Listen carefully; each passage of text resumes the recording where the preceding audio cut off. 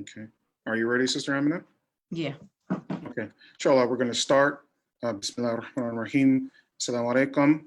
My name is Hamza Reed. I am the Director of Operations at the Multicultural Center, and I'd like to welcome all of you to our Family First Center's weekly webinar. Again, it's a weekly webinar always on Wednesdays at 11 a.m. The format will consist of a short presentation followed by a question and answer session at the end, where we will field questions from the audience down in the chat box below. So if you are on Facebook and you have questions, please submit it on the chat box in Facebook. Today's very important topic is managing children with educational disabilities, and will be presented by Sister Amina Ashaq, is a seasoned mental health counselor with Anissa Hope Center with years of experience. So without further ado, I'd like to hand it over to Sister Amina. Assalamu alaikum. Hello, everyone. I'm so glad to be here again.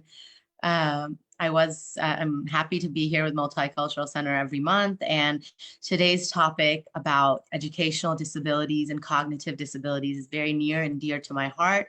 I actually, when I was in college, I was a tutor for my peers in college with the Disabled Student Services, where I used to tutor students with English and social sciences, and they all had learning disabilities. And that was my first, I was 18 years old. That was my first encounter working with students with learning disabilities. And it's also very near and dear to my heart because I, of course, as a counselor, I've learned about different disabilities and different cognitive disabilities, but it never really, I've always primarily focused on mental health and domestic violence and stuff, but I've worked with youth.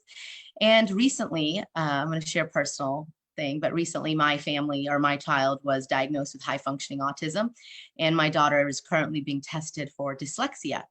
So this topic was something when Multicultural Center reached out to me and said that this is something that people want to hear about. Not only can I speak about it as a professional, but I'm a mother and I'm dealing with this right now. And my son was just recently diagnosed. And I'm not just speaking from my professionalism, I'm speaking as a mother as well.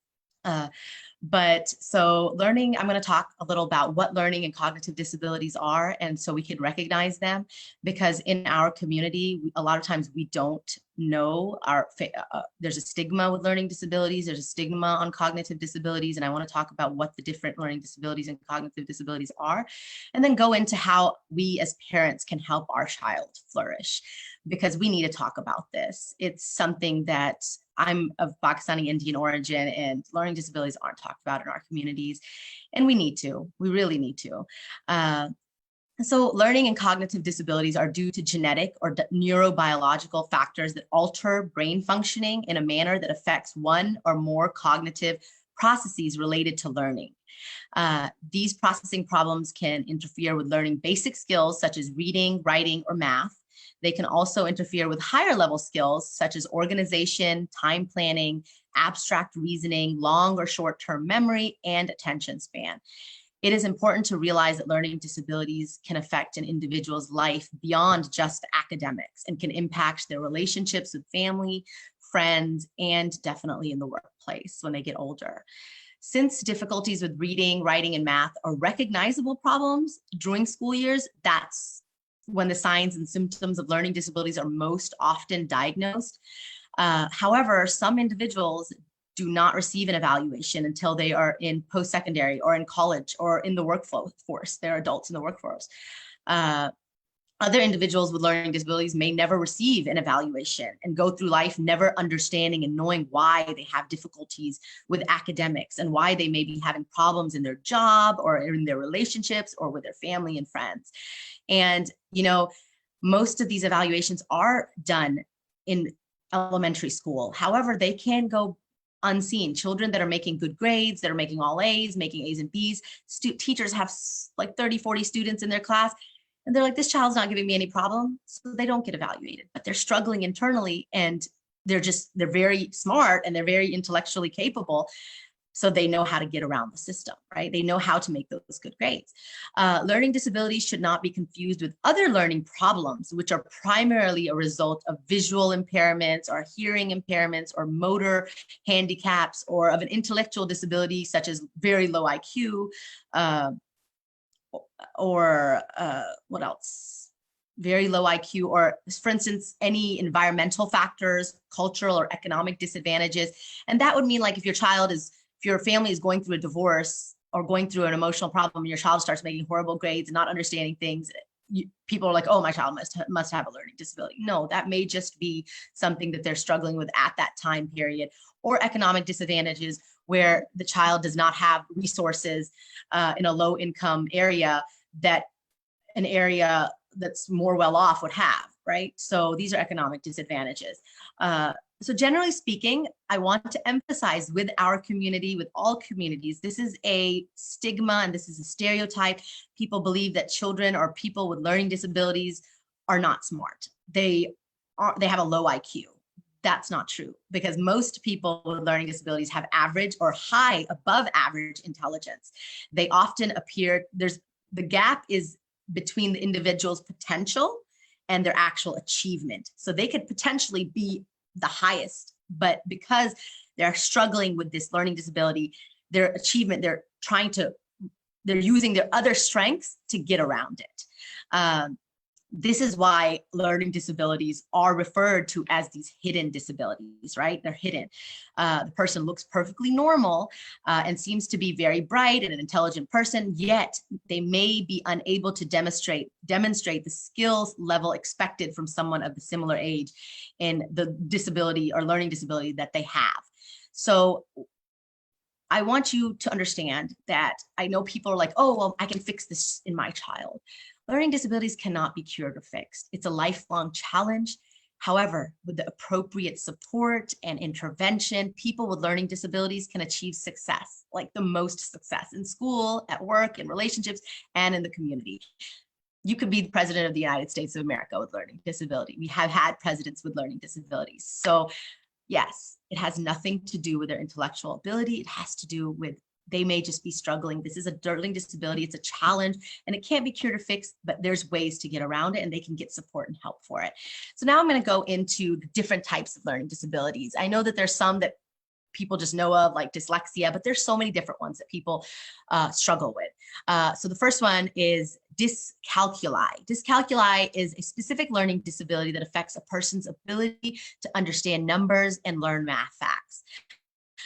Dysgraphia is a specific learning disability that affects a person's handwriting ability and fine motor skills. Fine motor skills meaning like holding a pencil, eating properly, these types of things.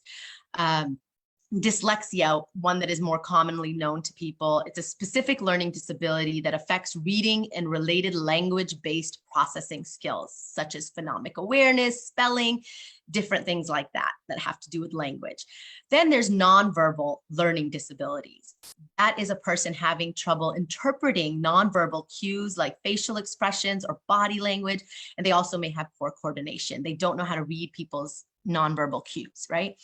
Then there's oral written language disorder and specific reading comprehension deficit learning disabilities, which affects an individual's understanding of what they read or of the spoken language. For instance, like I'm talking right now, it may be somebody that has this disorder. It may be difficult for them to understand or follow with what I'm saying. This ability is also, they also may have difficulty with oral expression as well and oral language. So I'm also going to go into different types of cognitive disabilities, right? Cognitive disabilities are autism, dementia, Down syndrome, traumatic brain injury, ADHD, dyspraxia, executive functioning, and most of these conditions people are born with. However, such things such as dementia or traumatic brain injury can happen over time or when you're of an older age as well. So ADHD, I'm sure many of you have heard of that. It's a disorder that includes difficulty staying focused and paying attention, and controlling your behavior and hyperactivity. So there's ADHD, which is attention deficit hyperactivity disorder. And then there's ADD, which is attention deficit disorder. ADD is predominantly just staying focused and paying attention. They're having difficulty with that. And ADHD is with the hyperactivity and controlling behavior. So dyspraxia. Dyspraxia is a disorder that causes problems with movement and coordination and language and speech. Executive functioning disorder would affect planning, organization, strategizing, attention to details, managing time and space.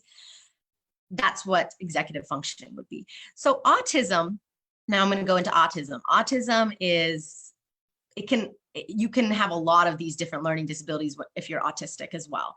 And autism is a neurodevelopmental disorder that's characterized by difficulties with social interaction and communication, and also with repetitive behaviors. And a person that has autism may have issues with executive functioning, they may be ADHD, they may have a lot of these issues, but they may not. So it's a symptoms that, so autism ranges from mild to severe, right? Their symptoms range from mild to severe. You can be severely autistic and not even be able to speak or talk, right? Or you could be mildly autistic, which would be high, it's called high functioning autism. And that is why autism is now referred to as autism spectrum disorder.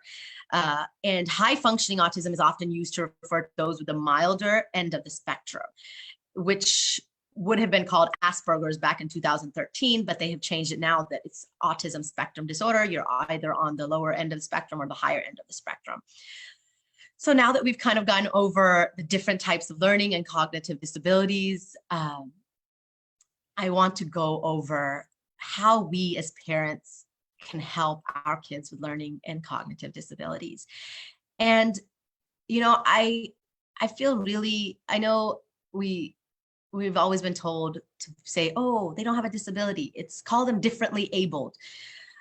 But, you know, I don't know if that's a good thing to say. Differently abled, they are differently abled. Everybody is differently abled, but it is a disability. It is something that they're struggling with, and it just diminishes their struggle. It diminishes, when you say they're differently abled, it diminishes their struggle that they're having with their learning disability or with their cognitive disability.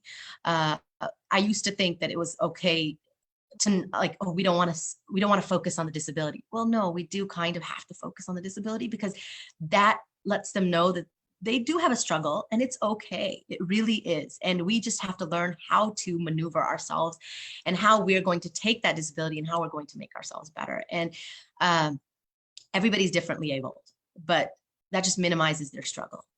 So 11 things, I'm going to give you 11 things that parents can do to help their children with learning disabilities. So I want you to celebrate the fact that all people have different things that they're good at, and things that are harder for them. Everybody has their strengths and weaknesses. So it's important for us as parents to recognize and appreciate all of our children's strengths and weaknesses. So for instance, if my child is being tested for dyslexia, she may be struggling with phonics and spelling, but she may know how to speak very well. She has a lot of logical reasoning. She knows how to be empathic. She knows how to talk to people. These are her strengths. So you have to find the strengths in your child. And the weaknesses, we will work on them. We will work on them together. We will get you the help and resources that you need to make you stronger, right? Okay, number 2, praise effort rather than outcome, because that's huge with children that are struggling with learning disabilities. It's important to recognize that when a child is trying his or her best, we need to be focusing on that, the effort, rather than what the right or wrong answer is, because it boosts their self-esteem. Because, you know, with learning disabilities and autism and cognitive disabilities, children are struggling not only with that, but they're also going to be struggling with mental health and social, with emotional issues that they're struggling with, right?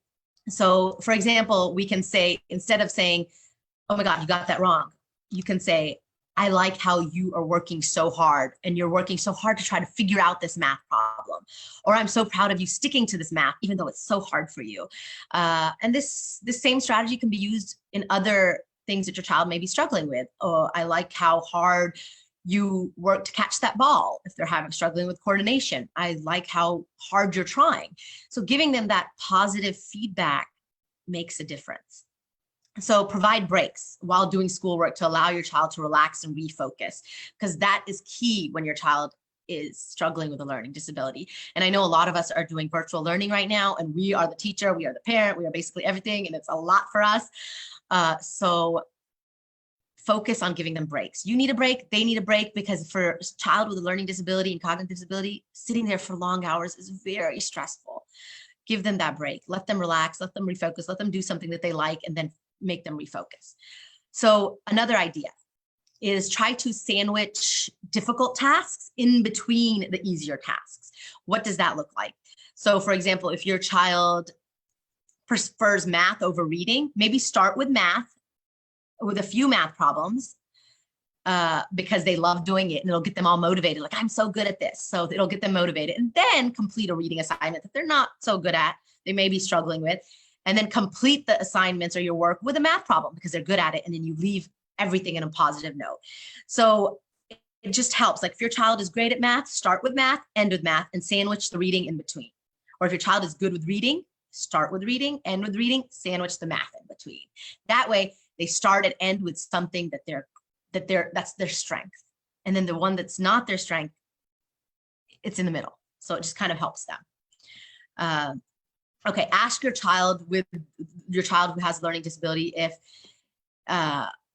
they need help with a daily task or with their academic skills before you jump in to help them. Because, you know, as parents, we want the best for our child. We think like, oh, they're struggling, let me just help them. As mothers, it's very difficult. Like I'm a mom and I'm always trying to, like, especially since my child was just diagnosed with autism and my daughter's getting tested for dyslexia, I'm trying to be like, I could do it, I could help you. They're like, Mom, leave me alone. We got this. So if your child is saying they got it, let them work at it and figure it out themselves.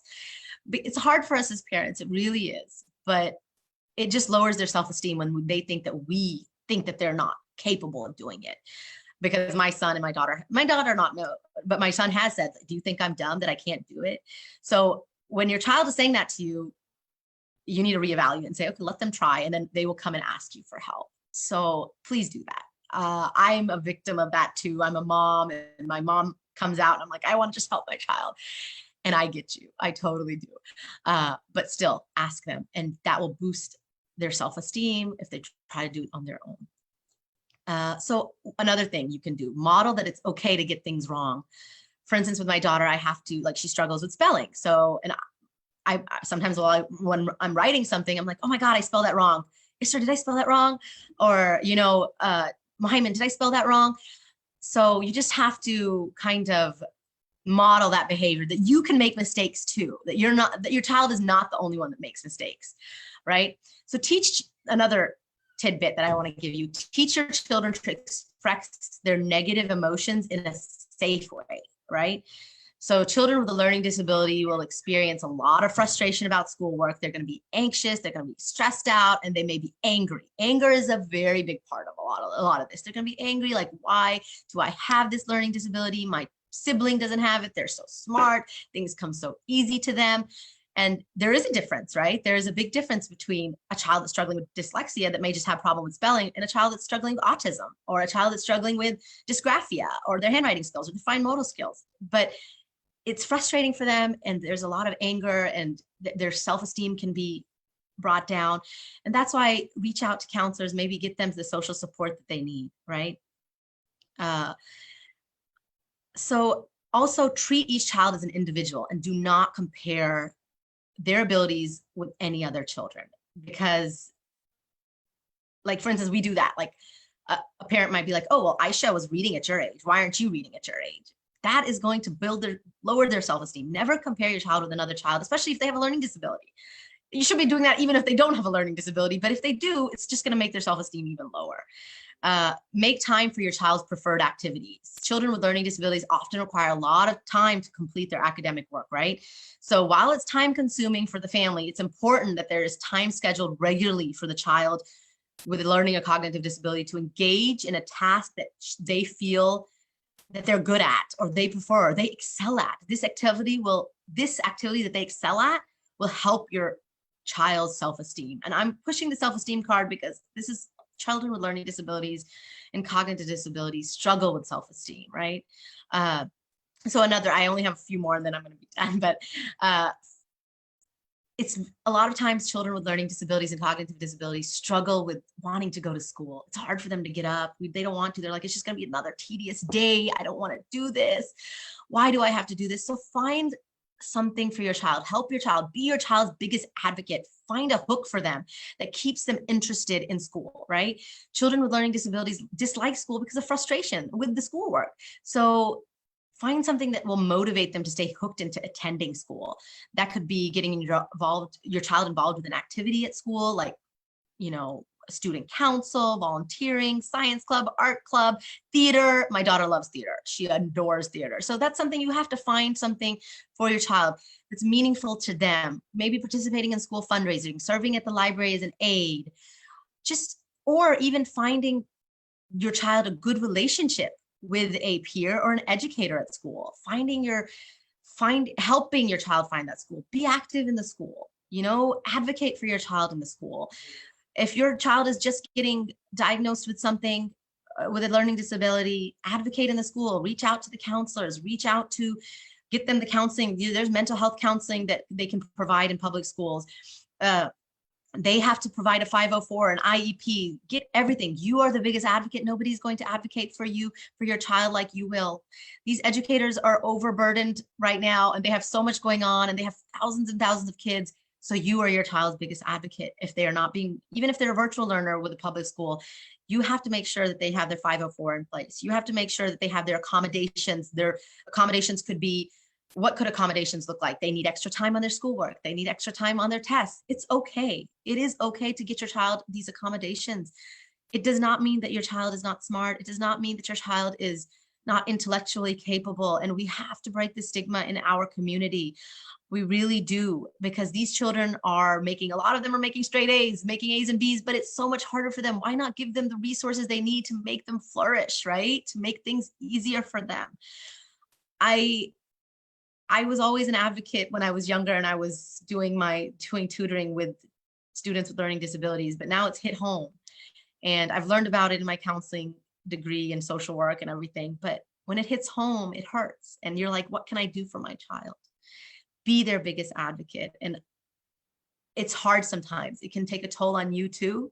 That's when you reach out to people. You reach out to your support systems. You reach out to your child's support systems. You reach out to your family. And if you don't have those support systems, there's people like Multicultural Center. There's people like Family First Center. There's places like Anissa Hope Center. There's places that will help you. There's Mohsen, Dara Sakina that are working with children with disabilities and special needs. And in our mosques, we're trying to incorporate that. We have to break the stigma of emotional, cognitive disabilities, learning disabilities, handicaps, physical disabilities. We have to, and we are the only ones as parents that can talk about these things. It's been hard for me to talk about my children's disabilities, but doing this right now, it empowers me that I'm empowering you all. And inshallah, I want you all to find a role model for your child that may be struggling with a learning problem like themselves. Talk to your children about this. There's famous people that have struggled with learning disabilities. George Bush, the president of the United States, he had dyslexia, right? He was the president. We have Albert Einstein, who had autism, and he was a genius, right? We have celebrities like Whoopi Goldberg and Jay Leno that had learning disabilities, but they had a lot of success in their life. There's people that have success that can be successful, that can be doctors, engineers, lawyers, social workers, counselors, teachers. Your child can be one of those people. We just have to put aside our own ego and our own if the community finds out my child, they're going to think they're dumb. And kids have that stigma in themselves too. They think, Mom, you think I'm dumb? You think I'm not smart? I make good grades. You make good grades, but you are struggling right now with social interaction. You're struggling with repetitive behaviors. You're struggling with phonemic awareness. It's okay. We want to help you. We love you. And that's what our Islamic religious duty as a parent is. That's what our social duty to our children is. We have to be the most merciful to them. And showing mercy is not always pushing them to a point where they can't take it anymore. We need to advocate for them, and we need to be their biggest cheerleaders. Jazakallah khair.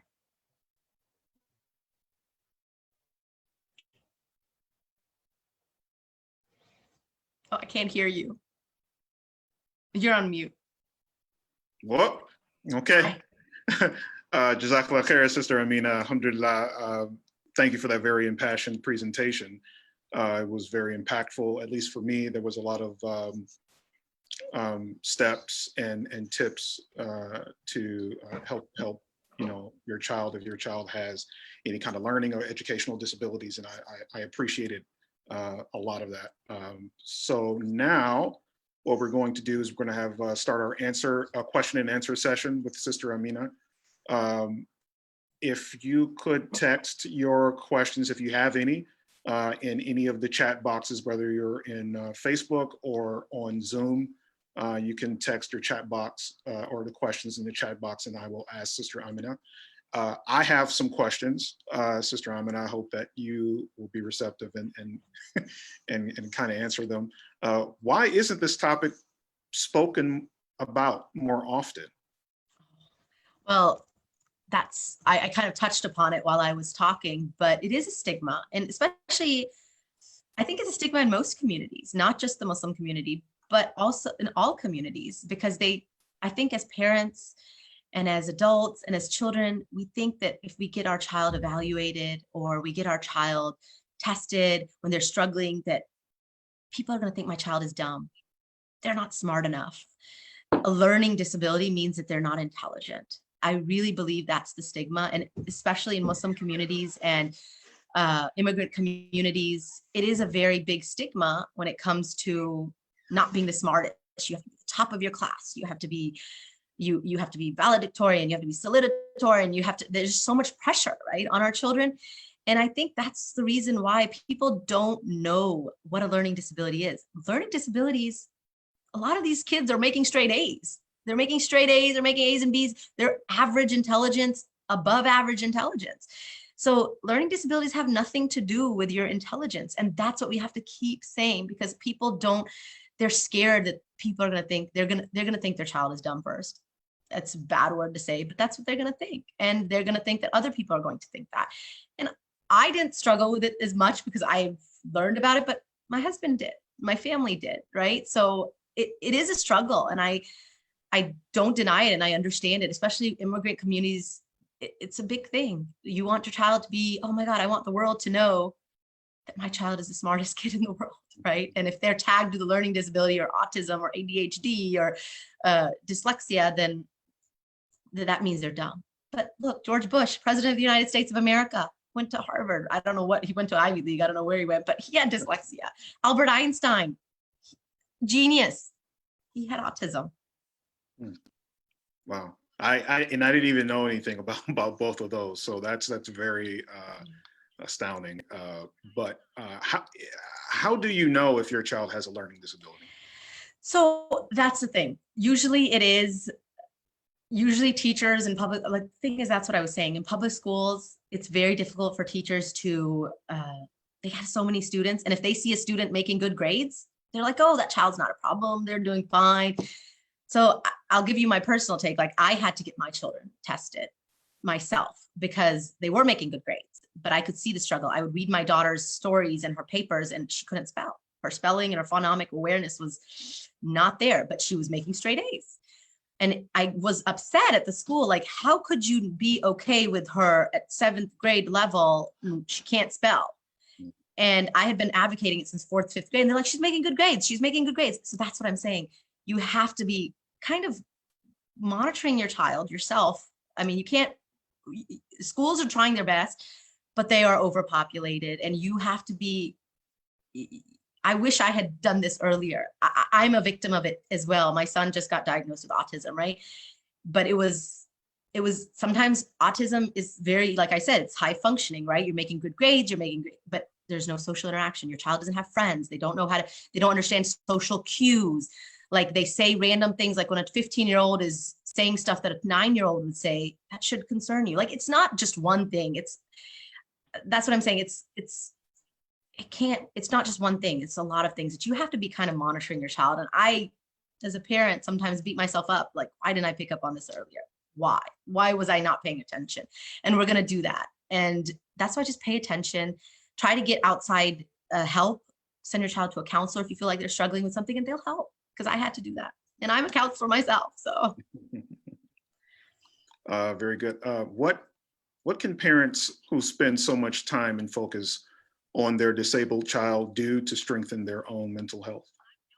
Okay, yes. Okay, I can speak to that. I know, Yes. I know. As if I'm asking you directly, but I yeah. know, right? You're asking me directly. But yes, no, it's a lifelong struggle. Like, I never, even though I knew of autism and everything, I'm like, wow, now it all clicks. I'm like, wow, all this stuff was happening with my kid, and he was struggling, he was being bullied, had no friends. What was going on? And I wasn't like, I'm a counselor, and just as a doctor can't treat their own child, a counselor can't treat their own child, and you can't treat yourself either. We also need our spaces. Parents need their spaces. You need to find a social network that is accepting. That is one thing that I want to focus on, because a lot of times we have friends and they're not there for you. They don't understand your problems. I understand we all want friends, but if they're not there for you, you need to start looking around and finding better friends, because your social support system makes a huge difference. They can either bring you down or bring you up. If you have to go to therapy, try counseling. It helps. It really does. I've done it, and I'm a therapist. So like, therapists need therapy as well. Everybody needs help. Find a social support group of people of like minds, like that have children that have autism, that have children with a learning disability. I know it's hard to put yourself out there, but when you put yourself out there, you'll find that people are more loving and more caring and more empathic than you would like to believe, because it's the truth.